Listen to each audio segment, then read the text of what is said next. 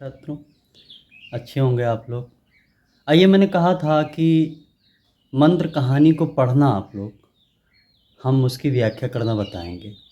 तो आज हम आपको मंत्र कहानी की जो गद्यांश दिए हुए हैं आपके पाठ्य पुस्तक में कक्षा 9, उनकी व्याख्याएं करना हम बताते हैं। पहला गद्यांश दिया हुआ आपका, संसार में ऐसे मनुष्य भी होते हैं यहाँ से लेकर सदैव तैयार रहते थे। बहुत ही रोचक कहानी है। एक संवेदनाहीन, करुणा विहीन समाज पर व्यंग है, प्रहार है ये कहानी।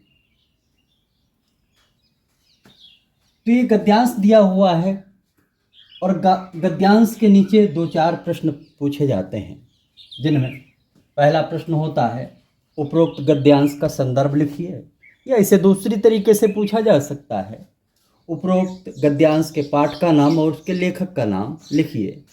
दोनों बातें आप एक साथ लिख सकते हैं।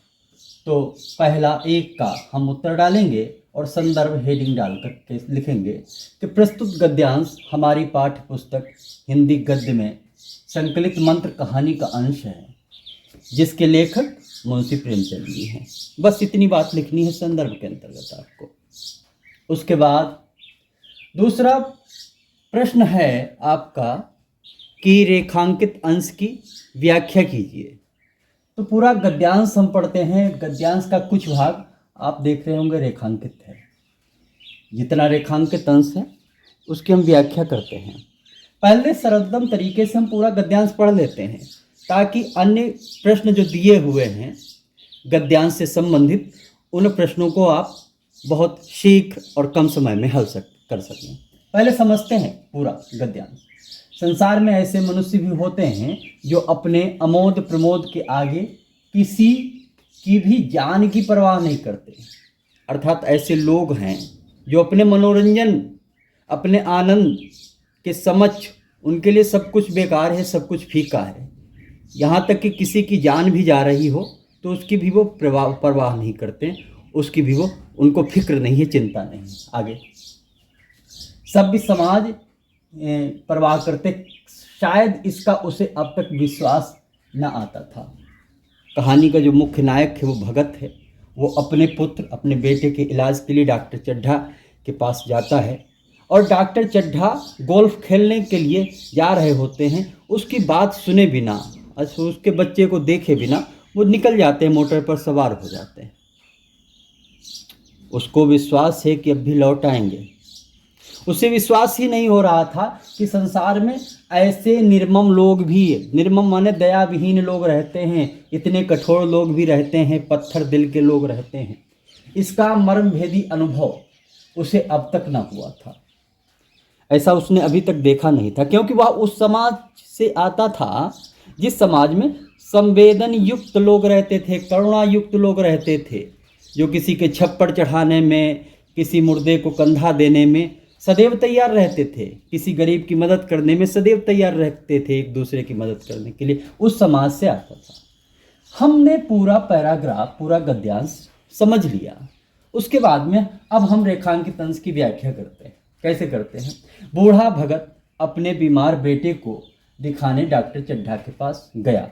यही तो लिखा है इसमें। संसार में ऐसे मनुष्य भी होते हैं जो अपने अमोद प्रमोद के आगे डॉक्टर चड्ढा जा रहे हैं, उसकी हमें भूमिका लिखनी है। बूढ़ा भगत अपने बेटे को दिखाने, बीमार बेटे को दिखाने के लिए डॉक्टर चड्ढा के पास गया, किंतु डॉक्टर चड्ढा उसकी एक न सुनी एवं खेलने के लिए मोटर पर सवार होकर चले गए। ठीक है।